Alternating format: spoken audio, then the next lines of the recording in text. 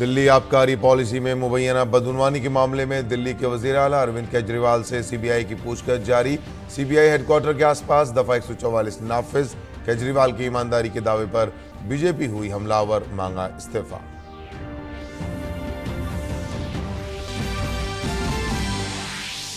Doctor अप्पा साहब धर्माधिकारी महाराष्ट्र के आला तरीन शहरी एजाज महाराष्ट्र भूषण अवार्ड से नवाजे गए। मरकजी वजीर दाखिला अमित शाह ने महाराष्ट्र के रायगढ़ में डॉक्टर अप्पा को अवार्ड पेश किया। अप्पा साहब धर्माधिकारी की जिंदगी को कुर्बानी और खिदमत के लिए बताया वक्फ।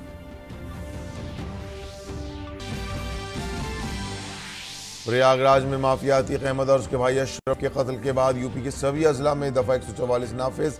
हुकूमत की सूरत हाल पर गहरी नजर, आवाम से अफवाहों पर तवज्जो न देने की अपील।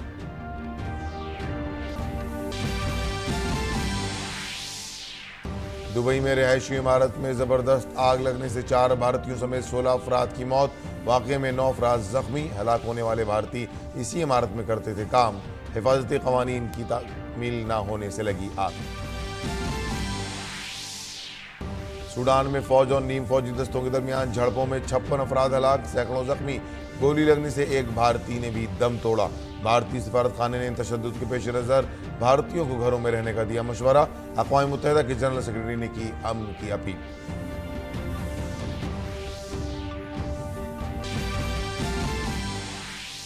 इंडियन प्रीमियर लीग के आज के पहले मैच में मुंबई इंडियंस ने कोलकाता के खिलाफ टॉस जीतकर गेंदबाजी का किया फैसला। दिन के दूसरे मैच में राजस्थान रॉयल्स और गुजरात टाइटंस होंगी आमने सामने।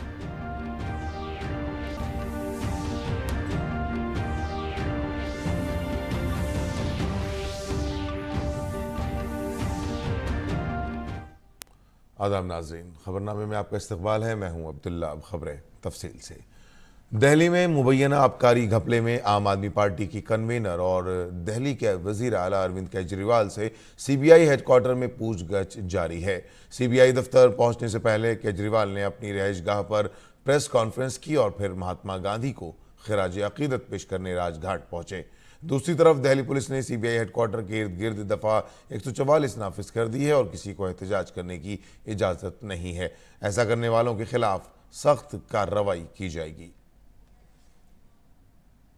पूर्व उप मुख्यमंत्री मनीष सिसोदिया को इस मामले में पहले ही गिरफ्तार किया जा चुका है। इसके अलावा साउथ लॉबी के कई सारे जो लोग हैं वो गिरफ्तार किए जा चुके हैं और अब सीबीआई उनसे सवाल जवाब करेगी, क्योंकि अरविंद केजरीवाल और उनकी पार्टी को 100 करोड़ की जो रकम है वो साउथ लॉबी से पहुंची थी और इस रकम का जो प्रयोग है वो गोवा और पंजाब के इलेक्शन में किया गया था। और इसके साथ साथ ही ये बात भी निकलकर सामने आई थी कि शराब कारोबारी समीर महेंद्रू और अरविंद केजरीवाल के बीच टेलीफोन पर बातचीत भी हुई थी। फेस टाइम के थ्रू ये बातचीत हुई थी, जिसमें अरविंद केजरीवाल ने यह कहा था शराब कारोबारी समीर महेंद्रू से कि वो विजय नायर के थ्रू इस डील में शामिल हो तो उसे काफी बड़ा जो लाभ है वो दिया जाएगा। अब सीबीआई अरविंद केजरीवाल से उन्हीं सवालों के जवाब मांगेगी। Neeraj Singh, DD News, Delhi. Bharatiya Janata party ने आम आदमी पार्टी की तरफ से केजरीवाल का महात्मा गांधी से मवाजना करने पर सख्त एतराज किया है। इसके पेश नजर भारतीय जनता पार्टी के कारकुनों ने अरविंद केजरीवाल के खिलाफ एहतजाज किया। देखिए हमारे नामानिगार राजेश राज की ये रिपोर्ट।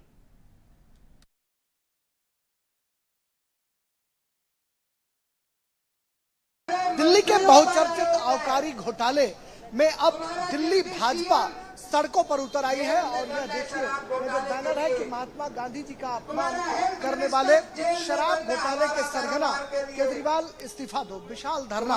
यह धरना का आयोजन भारतीय जनता पार्टी के दिल्ली प्रदेश ने किया है। दिल्ली प्रदेश बीजेपी के जो अध्यक्ष है वीरेंद्र सचदेवा, दिल्ली विधानसभा में नेता प्रतिपक्ष रामवीर सिंह बिधूरी, ये तमाम लोग यहाँ धरना स्थल पर मौजूद हैं। आप देख सकते हैं कि शराब घोटाले के सरगना केजरीवाल इस्तीफा दो और हाथों में बड़े बड़े कटआउट्स जो हैं प्लेट्स लगा करके लोग यहाँ पर धरना प्रदर्शन करने का काम कर रहे हैं और एक बड़ा संदेश देने की कोशिश है कि जो ईमानदारी, आदर्श और सुचिता की बात करने वाली जो अरविंद केजरीवाल की सरकार है वह सरकार ने कैसे भ्रष्टाचार किया है, इसको लेकर दिल्ली भाजपा जो है वो बहुत आंदोलित है। कैमरामैन सुमित के साथ राजघाट से मैं राजेश राज, डीडी न्यूज के लिए। बीजेपी तर्जुमान संबित पात्रा ने दिल्ली के वजीर आला अरविंद केजरीवाल को निशाना बनाया है। प्रेस कॉन्फ्रेंस में संबित पात्रा ने कहा कि अरविंद केजरीवाल समझते हैं कि दस्ताने पहनकर बदउनवानी करने से बदउनवानी का पता नहीं चलता। जहां तक अरविंद केजरीवाल जी का सवाल है, अरविंद केजरीवाल जी को लगता है कि दस्ताने पहनकर भ्रष्टाचार करने से शायद भ्रष्टाचार पता नहीं चलता है।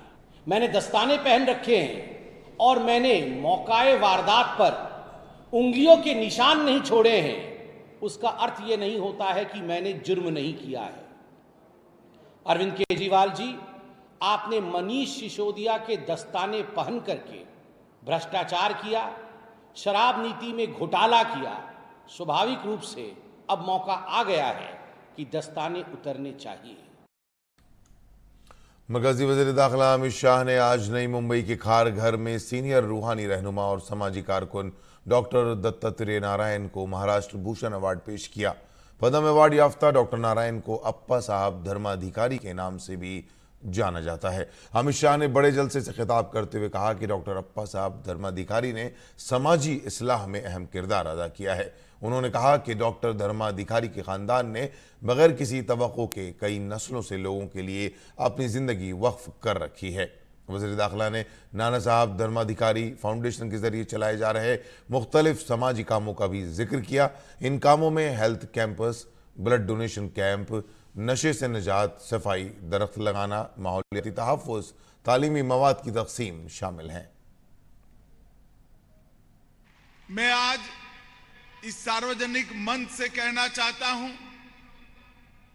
कि कोई प्रसिद्धि की आकांक्षा के बगैर सार्वजनिक जीवन में समाज सेवा करने वाले समाज सेवी के सम्मान में ये लाखों लाखों लोगों का हुजूम मेरे जीवन में मैंने कभी नहीं देखा है। मरकजी वज़ीर दाखिला ने कहा कि इस किस्म का अकीदत का जज्बा सिर्फ कुर्बानी और खिदमत से ही मुमकिन है जो अप्पा साहब के अंदर नजर आती है। ये नाना साहब की तालीमात का एहतराम है।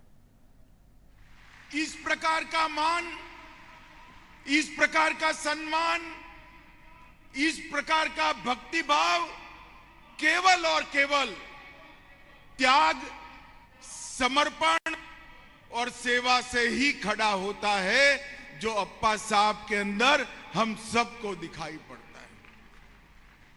अप्पा साहब के लिए आपका प्यार, आपका भरोसा और आपका सम्मान उनके संस्कारों का सम्मान है, नाना साहब की सीख का सम्मान। उत्तर प्रदेश हुकूमत ने गैंगस्टर अतीक अहमद और अशरफ के कत्ल के बाद लखनऊ, प्रयागराज और दीगर 73 अजला में दफ़ा 144 नाफिज कर दी है। ये फैसला रियासत में अमन व अमान की सूरत हाल को बरकरार रखने और किसी भी नाखुशगवार वाक़े को रोकने के लिए लिया गया है। रियासत भर में पुलिस हाई अलर्ट है। वज़ीर आला योगी आदित्यनाथ कल रात अतीक अहमद और अशरफ के कत्ल के बाद से वक्फे से रियासत में अमन व अमान की सूरत हाल के बारे में अपडेट ले रहे हैं। तमाम अजला की सीनियर पुलिस और इंतजामी अफसरान को अमन व अमान को यकीनी बनाने का हुक्म दिया गया है। वज़ीर आला ने आवाम से अपील की है कि वो अफवाहों पर कान न धरें। उन्होंने कहा कि अफवाहें फैलाने वालों के खिलाफ सख्त कार्रवाई की जाएगी। पुलिस रियासत के हसास इलाकों में सख्त निगरानी कर रही है और गाड़ियों की मुकम्मल चेकिंग की जा रही है। प्रयागराज में चकिया, बैनीगंज और धूमनगंज समेत दीगर इलाकों में भारी पुलिस फोर्स को तैनात किया गया है। प्रयागराज जिला में इंटरनेट खिदमात मुअत्तल कर दी गई हैं। साबिक मेंबरान पार्लियामेंट अतीक अहमद और अशरफ को कल रात प्रयागराज में नामालूम हमलावरों ने कत्ल कर दिया। दोनों लाशों का आज पोस्टमार्टम किया गया। इन दोनों पर कैल्विन मेडिकल कॉलेज के करीब हमला किया गया जब वो प्रयागराज में मेडिकल चेकअप के लिए ले जा रहे थे। कत्ल के बाद तीनों हमलावरों ने पुलिस के सामने हथियार डाल दिए। सदर द्रौपदी मुर्मू कल कौमी पंचायत अवार्ड हफ्ते का इफ्तिताह करेंगी और पंचायतों के फरोग के कौमी कन्वेंशन में बेहतरीन काम करने वाली पंचायतों को अवार्ड देंगी। सदर ममलिकत इस मौके पर मुल्क भर से आए हुए 1500 से जायद मंदूबीन से भी खिताब करेंगी। पंचायती राज की वजारत कल से 21 अप्रैल तक कौमी पंचायत अवार्ड हफ्ते का इनेकाद कर रही है। ये प्रोग्राम 24 अप्रैल को कौमी पंचायती राज दिन से पहले आज़ादी का अमृत महोत्सव के दूसरे मरहले के तहत मुनक़िद किया जा रहा है। वजारत ने पंचायतों के अज़ाइम की कामयाबियों के जश्न के मौजू पर मबनी कॉन्फ्रेंसों की एक सीरीज़ का खाका बनाया है। मरकजी हुकूमत ने सहाफ़ियों की हिफाजत के लिए एक मेयारी ऑपरेटिंग तरीक़ेकार वज़ा करने का फैसला किया है। ज़राइन ने बताया कि वज़ारत दाखिला वज़ीर आज़म नरेंद्र मोदी की क़यादत और वज़ीर दाखिला अमित शाह की रहनुमाई में ये मेयारी ऑपरेटिंग तरीक़ेकार तैयार करेगी। ये फैसला उत्तर प्रदेश के प्रयागराज में कल रात गैंगस्टर अतीक अहमद और उसके भाई अशरफ को सहाफ़ी के तौर पर आए हमलावरों के हाथों कत्ल करने के बाद लिया गया है।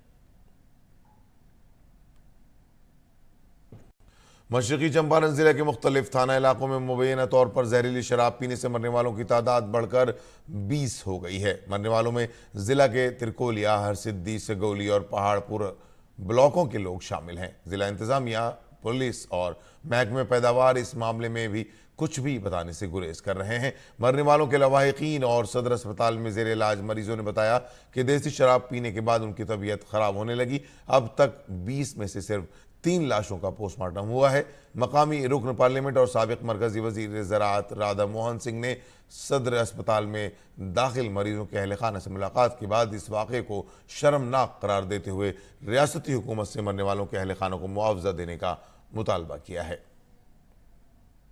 दर्द हुआ तो हमने तो उसके बाद जो घर है परे वाले साला के पास में गए थे तो हम कहे कि कोई कर दिया है का ऐसा लगा। तो फिर तब तक मेरा साला का फ़ोन आया कि तुम किसके साथ दारू पिए हो, उस सबका हालत ख़राब है। तो हमने मेरा माथा चक्कर होने लगा और हमने बेचैनी सी हो गई। तो हमने वहाँ आते आते तो फट गया। तो हमारा दवाई वहाँ चलने लगा, दवाई चलने लगा। रात भर तो दवाई खाते हैं तो फिर दिन में सुना है कि ऐसा ऐसा यहाँ पे है तो हमने यहाँ पे आए हैं। पुलिस ने आसाम के गोलपाड़ा में एक मुसाफिर बस से भारी मिकदार में धमाका खेज मवाद और जेलेटिन डेटोनेटर बरामद किया है। खदशा जाहिर किया जा रहा है कि यह धमाका खेज मवाद किसी बड़ी वारदात को अंजाम देने के लिए लाया गया था, लेकिन बरवक्त बाजियाबी से बड़ा वाकया टल गया है।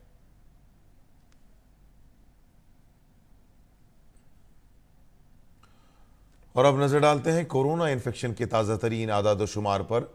वजारत सेहत और कुनबा बहबूद के मुताबिक गुज़श्ता 24 घंटों में मुल्क भर में कोरोना के 10,093 नए मामले दर्ज हुए हैं। साथ ही गुज़श्ता 24 घंटों में 6,248 मरीज इलाज के बाद सेहतयाब हुए हैं, जिसके बाद मुल्क में सेहतयाबी की शरह 98.68% हो गई है। हफ्तावार पॉजिटिविटी की शरह फिलहाल 4.78% है। इसके साथ ही यौमिया पॉजिटिविटी की शरह 5.61% दर्ज की गई। मुल्क में कोरोना के एक्टिव मामलात की तादाद 57,542 है। अब तक 92.40 करोड़ से ज़्यादा कोविड टेस्ट किए जा चुके हैं, जबकि गुज़श्ता 24 घंटों में 1,79,853 कोविड टेस्ट किए गए हैं। मुल्क में टीकाकारी की तादाद में तेजी से इजाफा हो रहा है। कोविड वबा के खिलाफ सबसे मौसर हथियार के तौर पर शुरू की गई वैक्सीनेशन मुहिम के तहत मुल्क में अब तक 220.66 करोड़ से ज़्यादा वैक्सीन दी जा चुकी हैं, जिनमें 95.21 करोड़ दूसरी खुराक और 22.87 करोड़ एहतियाती खुराक शामिल है। गुज़श्ता 24 घंटों में 807 से ज़्यादा कोविड के टीके लगाए गए हैं। अक़वाम मुत्तहिदा की जानिब से 2023 को मिलेट का आलमी साल करार दिए जाने के बाद मुल्क में मिलेट्स के हवाले से मुख्तलिफ प्रोग्राम मुनक़िद किए जा रहे हैं। इन दिनों ऐसा ही एक SCO मिलेट फेस्टिवल मुंबई के होटल ताज में मुनक़िद किया जा रहा है। काबिल ज़िक्र है कि रवां बरस भारत SCO की सदारत कर रहा है। जुमेरात की रात मुंबई के होटल ताज में मिलेट्स की रात रही। 5 ममालिक के बावर्चियों ने यहाँ बाजरे के ऐसे ऐसे पकवान पेश किए कि यहाँ आने वाले लोग उंगलियां चाटते रह गए। एक्चुअली इन्होंने भेल ट्राई किया है, भेल जैसा, but yum. I think we should promote this not only in against of fast food, to tell our kids that these are nutritious and much more tastier than the fast food. I think it's amazing. Trust me, don't ask me, have it, it's amazing. To me, this nachini thing is sweet and it is mouth-watering. I never ever tried nachini in my life, ever. मगर ये खा के देखो आप, trust me, ये नाचनी मैंने life में नहीं खाई है. मैं वापस खाऊंगा, मैं 3 बार खाया, अभी एक खत्म करके वापस खाऊंगा मैं. मौका था एससीओ मिलेट्स फेस्टिवल के इफ्तिताह का, जो 13 से 19 अप्रैल तक मरकजी वजीर श्री पदनायक ने मुनक्किद किया। श्री पदनायक ने फेस्टिवल का इफ्तिताह किया और साथ ही जवार की अहमियत पर रोशनी डाली। Spearheaded by the Prime Minister, the Government of India sponsored the proposal for International Year of Millet 2023, which was accepted by the United Nations General Assembly. The SCO countries have a deserve mix and cultural and traditional, which is aptly reflected in their cuisines. The cuisine of SCO countries will offer the unique delights to food lovers. To create the awareness and increase the production and consumption of the millets, United Nations declared 2023 the International Year of Millet. Bharat के अलावा Kazakhstan, Uzbekistan, Kyrgyzstan और रूस के कई दीगर chef ने millets की खासियतें बताईं और ये भी बताया कि ये इतना अहम क्यों है। We did some classical Russian dishes, and they are something like cabbage rolls. It's a traditional Russian dish made usually with beef, but on this food festival we decided to use a lot of millet, and they make cabbage rolls with the millet, with mushrooms, some onions, and combine it with paprika, beautiful sauce to make it fresh. We used millet product in this polenta cake. Polenta cake with fruits and sour cream. What? We this just boiled. We just boiled and add some Parmesan cheese. And butter. Butter, right? Yes. And after we fry this. Okay. We are participants this festival. Millet is very helpful because it's organic, sustainable product, and easy to cook and easy to store, easy to storage. Yes, and this is too many kind to prepare to cooking. It's very best for chefs. Millet की जो सबसे important benefit है वो ये कि gluten intolerance जिन लोगों को है, जो लोग वीट नहीं खा सकते, उनके लिए मिलेट जो है वो एक वरदान है। तो अगर मैं आपको दिखा सकूं तो हम इस समय डेजर्ट सेक्शन पे खड़े हुए हैं और हम लोगों ने एक रागी जिसे बोलते हैं, रागी मिलेट की बर्फी बनाई है, कलाकंद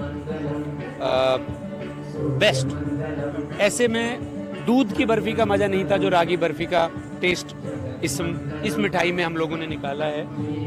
होटल ताज के सीनियर शेफ सुरेंद्र खामरा ने इस फेस्टिवल की तैयारियों और खासियत के बारे में तफसीलात बताई। कुल मिला के इस रंगारंग शाम में जो मिलेट्स फूड फेस्टिवल यहाँ पे आयोजित किया गया है, हर एक जो एससीओ कंट्री है वहाँ के रिप्रेजेंटेटिव्स यहाँ पे आए हैं और कोशिश ये की जा रही है कि किस तरीके से भारत ने जो इनिशिएटिव लिया और जिस तरीके से यूएन ने उसको डिक्लेयर भी किया, उसको दूर दूर तक फैलाया जाए और मिलेट्स को लेकर जिसमें भारत को काफी महारत हासिल है उसको एक अच्छे तरीके से शोकेस किया जाए दुनिया के सामने। अपने सहयोगी नवीन पॉल के साथ मुकेश कुमार सिंह, दूरदर्शन समाचार, मुंबई। बहरीन में भारतीय सफारत खाने ने गोवा की एक खातून की भारत वापसी को यकीनी बनाया है, जिस पर चोरी का झूठा इल्जाम लगाया गया था। गोवा के रिबंदर की रहने वाली ये खातून इस साल के शुरू में नौकरी की तलाश में बहरीन पहुंची थी, लेकिन उसे चोरी के झूठे इल्जाम में फंसा दिया गया। उसका मोबाइल फोन भी जब्त कर लिया गया। उसके घर वालों की कोशिशों के बाद मुंबई की क्राइम ब्रांच ने इस सिलसिले में एक मामला दर्ज किया। मुंबई के पुलिस कमिश्नर विवेक फंसलकर और बहरीन में भारतीय मिशन की मुश्तरका कोशिशों से मकामी इंतजामिया ने फौरी कार्रवाई की और उसकी रिहाई को यकीनी बनाया। ये खातून भारतीय मिशन की मदद से 11 अप्रैल को वतन वापस आईं। दुबई में एक रिहायशी इमारत की चौथी मंजिल पर जबरदस्त आग के नतीजे में कम से कम 16 अफराद हलाक और कम से कम 9 जख्मी हो गए हैं। दुबई के शहरी महकमे दिफा के तर्जुमान ने बताया कि आग हफ्ते की दोपहर अलरास में एक रिहायशी इमारत में लगी। फायर ब्रिगेड की टीम ने राहत और बचाव ऑपरेशन किया। दोपहर को आग पर काबू पा लिया गया। मरने वालों में 4 भारतीय भी शामिल हैं। ये भारतीय इस इमारत में काम करते थे। शहरी महकमे दिफा के मुताबिक इब्तिदाई तहकीकात से मालूम हुआ है कि इमारत में आग हिफाजती जवाबित पर अमल न करने की वजह से लगी है। मुतल्लिका हुकाम हादसे की वजूहात के बारे में तफसीली मालूमात इकट्ठा करने के लिए तफसीली तहकीकात कर रहे हैं। सूडान की राजधानी खर्तूम में फौज और नीम फौजी दस्तों के दरमियान शदीद झड़पों में 56 अफराद हलाक और दीगर 600 जख्मी हो गए हैं। राजधानी के मुख्तलिफ इलाकों में धमाकों और फायरिंग की आवाज़ें सुनी गईं। नीम फौजी दस्तों ने कहा कि सदारती महल, खुर्तूम का हवाई अड्डे और दीगर अहम तंसीबात पर उनका कंट्रोल है। मुल्क में शहरी हुकूमत के क़याम के सिलसिले में पिछले हफ्ते मुतहर्रिब ग्रुपों और फौजी हुकूमत के दरमियान समझौते की बातचीत नाकाम हो गई थी। आलमी बरादरी ने इस तनाज़े की मजम्मत की है। अक़वाम मुत्तहिदा के सेक्रेटरी जनरल एंटोनियो गुतरेस ने तनाज़ात को रोकने और अमन बरकरार रखने की अपील की है। सूडान में भारतीय सफारत खाने ने फौज और नीम फौजी दस्तों के दरमियान शदीद लड़ाई के पेश नज़र अपने शहरियों से कहा है कि वो घरों के अंदर ही रहें। तशद्दुद में हलाक होने वालों में एक भारतीय भी शामिल है। गोली की जद में आने वाले इस भारतीय ने इलाज के दौरान दम तोड़ दिया।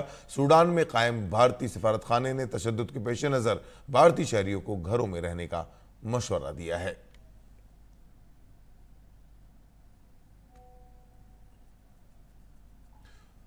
बांग्लादेश में गर्मी की लहर मुल्क के बड़े हिस्सों में जारी है। महकमा मौसमियात ने आइंदा कुछ दिनों तक इसके जारी रहने की पेशगोई की है। राजधानी ढाका में शनिचर को 58 साल में सबसे गर्म दिन रहा। दर्ज हरारत बढ़कर 40.4 डिग्री सेल्सियस हो गया। ये 1965 के बाद का सबसे ज्यादा दर्ज हरारत है। इस वक्त ज्यादा से ज्यादा दर्ज हरारत 42 डिग्री सेल्सियस दर्ज किया गया था। बिजली की बढ़ती मांग की वजह से शनिचर को राजधानी ढाका के कुछ इलाकों में बिजली में कटौती की गई।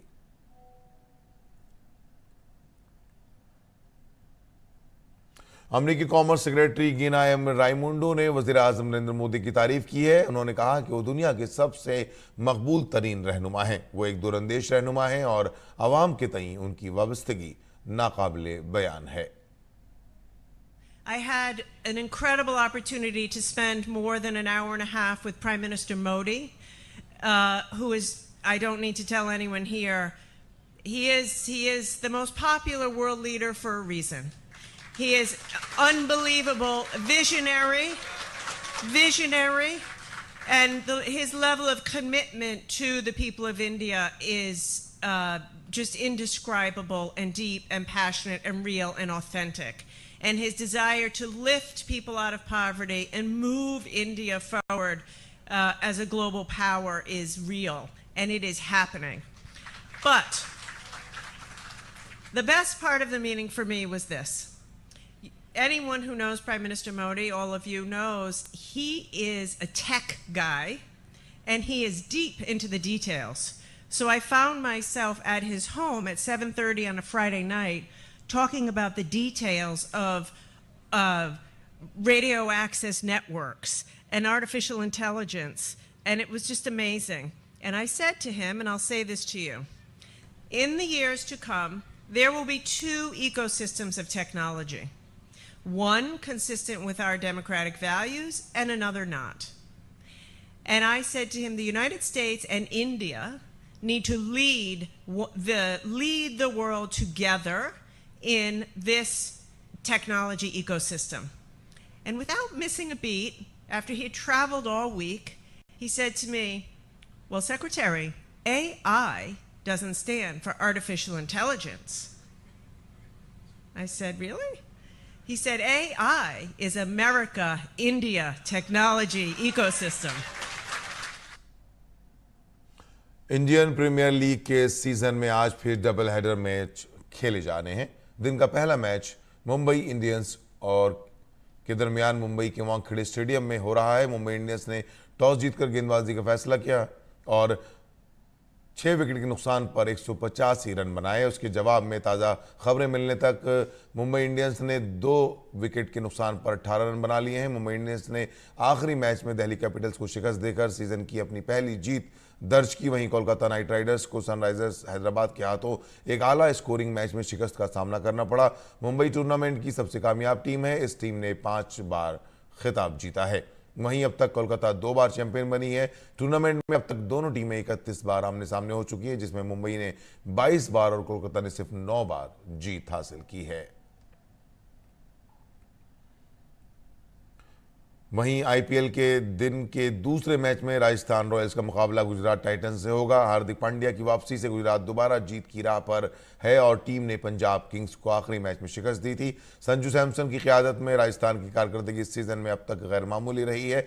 गुज़िश्ता मैच में राजस्थान की टीम ने चिपॉक ग्राउंड पर 15 साल बाद कामयाबी हासिल की थी। ऐसे में टीम गुजरात के खिलाफ इसी फॉर्म को बरकरार रखने के अज़्म से मैदान में उतरेगी। दोनों टीमों के दरमियान पॉइंट्स टेबल में टॉप पोजीशन हासिल करने के लिए भी मुकाबला होगा। राजस्थान फिलहाल टेबल में पहले नंबर पर है, जबकि गुजरात तीसरे नंबर पर बरकरार है। नाज़रीन, इसके साथ ही खबरनामा मुकम्मल होता है। इजाज़त दीजिए। आदाब।